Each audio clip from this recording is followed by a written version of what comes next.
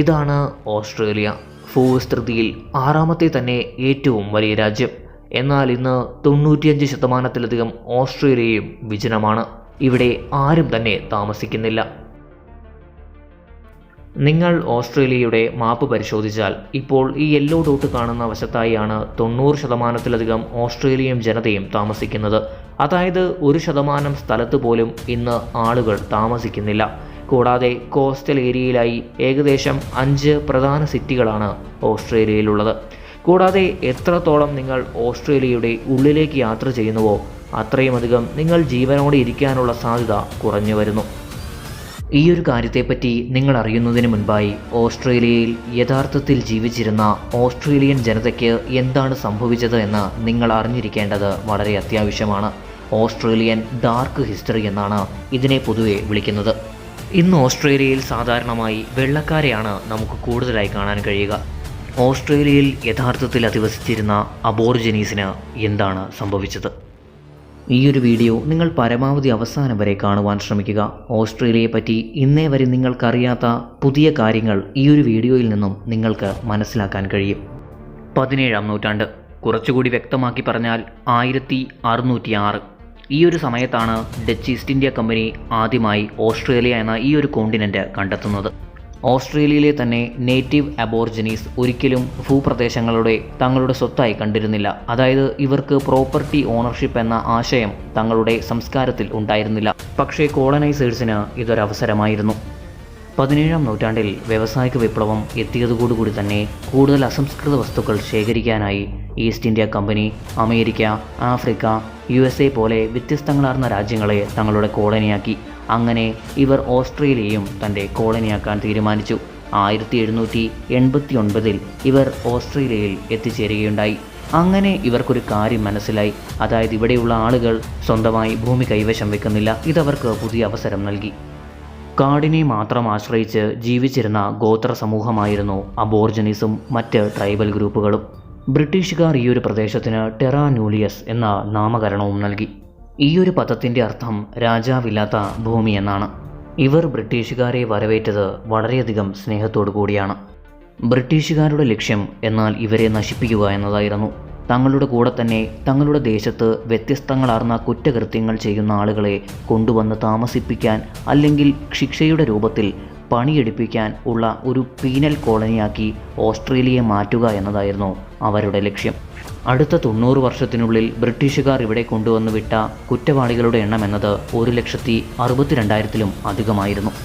എന്നാൽ ഈ ഒരു വിഷയത്തെപ്പറ്റി ഇവിടെ ജീവിച്ചിരുന്ന ഗോത്രവർഗ്ഗക്കാർക്ക് യാതൊന്നും തന്നെ അറിയില്ലായിരുന്നു.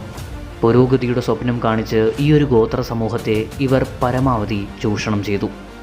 തങ്ങളുടെ ബേസാക്കി ഈ ഒരു പ്രദേശത്തെ മാറ്റുവാൻ ബ്രിട്ടീഷുകാർക്ക് കുറഞ്ഞ സമയം കൊണ്ട് സാധിച്ചു. പകരമായി ഈ ഒരു ഗോത്ര സമൂഹത്തിന് അവർ സമ്മാനിച്ചത് ഇന്നേ വരെ അവർ കൈകാര്യം ചെയ്യാത്ത പുതിയ രോഗങ്ങളായിരുന്നു. ഈ ഒറ്റ കാരണം കൊണ്ട് തന്നെ സിഡ്നിയുടെ 50%-ലധികം പോപ്പുലേഷനും ഒറ്റ വർഷം കൊണ്ടില്ലാതായി. പോർട്ട് ഫിലിപ്പിലും ഇതേ അവസ്ഥ തന്നെയായിരുന്നു. ഓരോ വർഷം കൂടുന്തോറും ജനസംഖ്യ കുറഞ്ഞു വന്നു.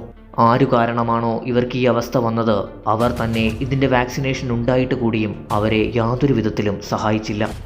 ആദ്യം ബ്രിട്ടീഷ് ജനത വളരെ പതിയെയായിരുന്നു ഇവരുടെ സ്ഥലങ്ങൾ കയ്യേറിക്കൊണ്ടിരുന്നത്. എന്നാൽ സമയം മാറുന്നതനുസരിച്ച് ഓരോ പ്രദേശവും ഓസ്ട്രേലിയ മുഴുവനായും ബ്രിട്ടീഷുകാർ തങ്ങളുടെ കീഴിലാക്കി. കൂടാതെ ഏത് ജോലിയാണോ ഇവിടെ ഉണ്ടായിരുന്ന നേറ്റീവ് ഓസ്ട്രേലിയൻസ് വളരെയധികം ഇഷ്ടത്തോടുകൂടി ചെയ്തിരുന്നത് അത് അവരെ കൊണ്ട് ഫോഴ്സ്ഫുള്ളി ചെയ്യിപ്പിക്കുവാൻ ഇവർ തുടങ്ങി. കൂടാതെ അവരുടെ നാട്ടിൽ തന്നെ വേട്ടയാടാനോ ശുദ്ധജലം ശേഖരിക്കാനോ കാട്ടിലുള്ള ഭക്ഷണങ്ങൾ കഴിക്കാനോ ഇവർക്ക് അനുവാദമില്ലായിരുന്നു. വളരെ പതിയെ ഇവർ ബ്രിട്ടീഷുകാരുടെ അടിമകളായി തീർന്നു. ബ്രിട്ടീഷുകാർ സ്ത്രീകളെയും കുട്ടികളെയും പീഡിപ്പിച്ചു. അവരെ വളരെ മൃഗീയമായി പല ജോലികൾക്കും ഇവർ ഏർപ്പെടുത്തി. ഇതൊന്നും കൂടാതെ ഗർഭവതികളായിട്ടുള്ള സ്ത്രീകളെ യാതൊരുവിധ പരിഗണനയും കൂടാതെ അവർ വ്യത്യസ്തങ്ങളാർന്ന തൊഴിലുകളിൽ ഏർപ്പെടുത്തി. കൂടാതെ ഇവരെ മൃഗീയമായി അവർ ടോർച്ചർ ചെയ്തു. ഈ പീഡനത്തിൻ്റെ എല്ലാം പരിണിതഫലം എന്ന നിലയിൽ ഓസ്ട്രേലിയൻ ജനത 1795 ബ്രിട്ടീഷുകാർക്കെതിരെ വളരെ വലിയ കലാപം ആരംഭിച്ചു. ഏകദേശം 100 വർഷം നീണ്ടുനിന്ന ചെറുതും വലുതുമായ പല യുദ്ധങ്ങളും. ഇതിൻ്റെ ഫലമായി ഓസ്ട്രേലിയയിലുണ്ടായിരുന്ന നേറ്റീവ് ഓസ്ട്രേലിയൻസ് വളരെ പെട്ടെന്ന് തന്നെ ഇല്ലാതായി. 90% നേറ്റീവ് ഓസ്ട്രേലിയൻസും 1905 എന്നേക്കുമായി ഓസ്ട്രേലിയയിൽ നിന്നും മൺമറഞ്ഞു. കൂടാതെ തന്നെ വ്യത്യസ്തങ്ങളാർന്ന രാജ്യങ്ങളിൽ നിന്നും പുതിയ കോളനിവൽക്കരണ നയങ്ങളും ഓസ്ട്രേലിയയിലുണ്ടായി. വാണിജ്യ ആവശ്യങ്ങൾക്കായി ജപ്പാൻ, ചൈന, ജർമ്മനി തുടങ്ങിയ രാജ്യങ്ങളിൽ നിന്നും വ്യത്യസ്തങ്ങളാർന്ന ആളുകൾ ഓസ്ട്രേലിയയിലേക്ക് വന്നു. ഇത് ഓസ്ട്രേലിയയിൽ പെട്ടെന്ന് തന്നെ ജനങ്ങളുടെ എണ്ണത്തിൽ വർധനവ് വരുത്തി. എന്നാൽ ഓസ്ട്രേലിയയിൽ ഉണ്ടായിരുന്ന നേറ്റീവ് ആളുകൾ ഇവരുടെ എല്ലാം വരവ് മൂലവും യുദ്ധത്തിൻ്റെ കാരണത്താലും വളരെ പതിയെ ഓസ്ട്രേലിയയിൽ നിന്നും ഇല്ലാതാകാൻ തുടങ്ങി. അവസാനിക്കുന്ന 10% ഓസ്ട്രേലിയൻ ജനസംഖ്യയും നശിപ്പിക്കാനായി ബ്രിട്ടീഷുകാർ പുതിയൊരു മാർഗം കണ്ടെത്തി. അതായിരുന്നു ഒന്നാം ലോകമഹായുദ്ധം. അതെ, ഒന്നാം ലോകമഹായുദ്ധത്തിൽ ബ്രിട്ടീഷുകാർ ഓസ്ട്രേലിയൻ ജനതയെ അവരുടെ ആയുധങ്ങളുമായി യൂറോപ്പിലേക്ക് യുദ്ധത്തിനായി അയച്ചു. ഓസ്ട്രേലിയയുടെ തന്നെ ഒഫീഷ്യൽ കണക്ക് നോക്കുകയാണ് എങ്കിൽ ആ ഒരു സമയത്ത് ബ്രിട്ടീഷുകാർ ഓസ്ട്രേലിയയിൽ നിന്നും യുദ്ധത്തിനയച്ച പടയാളികളുടെ എണ്ണം എന്നത് 4,16,000-ലും അധികമായിരുന്നു. ഇതിൽ തന്നെ 40% ആളുകൾ പിന്നീട് തിരിച്ചു വന്നിട്ടില്ല. പിന്നീട് നടന്ന വേൾഡ് വാർ 2, അതായത് രണ്ടാം ലോകമഹായുദ്ധത്തിൽ ഓസ്ട്രേലിയയ്ക്ക് വീണ്ടും പ്രത്യാഘാതങ്ങൾ നേരിടേണ്ടി വന്നു. ഇവിടെയും അവരുടെ പോപ്പുലേഷൻ വളരെയധികം കുറഞ്ഞു. 1942-നും 43-നും ഇടയിലായി ജപ്പാൻ്റെ ഭാഗത്തു നിന്ന് തന്നെ 90%-ലധികം എയർക്രാഫ്റ്റ് അറ്റാക്കുകളും നേരിട്ടത് ഓസ്ട്രേലിയ ഒറ്റയ്ക്കാണ്. ഇതും ഇവരുടെ ജനസംഖ്യയിൽ വളരെ വലിയ ഇടിവിന് കാരണമായി. സത്യത്തിൽ ഇതിനുശേഷമാണ് ബ്രിട്ടീഷുകാർ യഥാർത്ഥ ഗെയിം കളിച്ചു തുടങ്ങിയത്. അതായത് ഓസ്ട്രേലിയയിലുള്ള നേറ്റീവ് ഓസ്ട്രേലിയൻസിനെ ഇല്ലാതാക്കാൻ ഇവർ പുതിയ ഒരു ഗവൺമെൻറ് പോളിസി പ്രാബല്യത്തിൽ വരുത്തി. ഓസ്ട്രേലിയയെ മറ്റൊരു ബ്രിട്ടനാക്കുക എന്നതായിരുന്നു ബ്രിട്ടീഷുകാരുടെ ലക്ഷ്യം. അതിനാൽ തന്നെ മൈഗ്രേഷൻ റെസ്ട്രിക്ഷൻ ആക്ട് ഇവർ 1901-ൽ പ്രാബല്യത്തിൽ വരുത്തി. ഇതിനെ വൈറ്റ് ഓസ്ട്രേലിയൻ പോളിസി എന്നും വിളിക്കുന്നു. പുറത്തു നിന്നുള്ള മറ്റ് എത്തിനിസിറ്റികൾക്ക് ഓസ്ട്രേലിയയിലേക്ക് പ്രവേശനമില്ല. ഇപ്പോൾ ഓസ്ട്രേലിയയിലുള്ള നേറ്റീവ് ഓസ്ട്രേലിയൻസിൻ്റെ ഗ്രോത്തിലും അവർ വളരെ വലിയ ബ്ലോക്ക് തന്നെ നടത്തി. കൂടാതെ പുറത്തുനിന്ന് വെള്ളക്കാരല്ലാത്ത ആർക്കും ഓസ്ട്രേലിയയിലേക്ക് വരാനും കഴിയുകയില്ല. അതുകൊണ്ട് തന്നെയാണ് ഇന്ന് ഓസ്ട്രേലിയയിൽ കൂടുതലായും നിങ്ങൾക്ക് വൈറ്റ് പീപ്പിൾസിനെ കാണാൻ കഴിയുന്നത്. ഇനി ഇതുവരെ നമ്മൾ കണ്ട കാര്യങ്ങളിലേക്ക് ഒന്ന് കണ്ണോടിക്കാം. ആദ്യം ബ്രിട്ടീഷുകാർ ഇവിടെ എത്തുന്നു. പിന്നീട് അവർ കാരണം തന്നെ പല രോഗങ്ങളും മൂലം ആളുകൾ മരിക്കുന്നു. പിന്നീട് 100 വർഷത്തേക്ക് ആഭ്യന്തര കലാപങ്ങൾ ഉണ്ടാകുന്നു.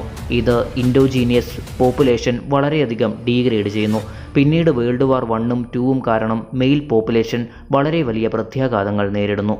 പിന്നീട് വന്ന വൈറ്റ് ഓസ്ട്രേലിയൻ പോളിസി അവിടെയുള്ള ഇൻഡോജീനിയസ് ഓസ്ട്രേലിയക്കാരുടെ ഗ്രോത്തിനെ തന്നെ വളരെയധികം തകിടം മറിക്കുന്നു.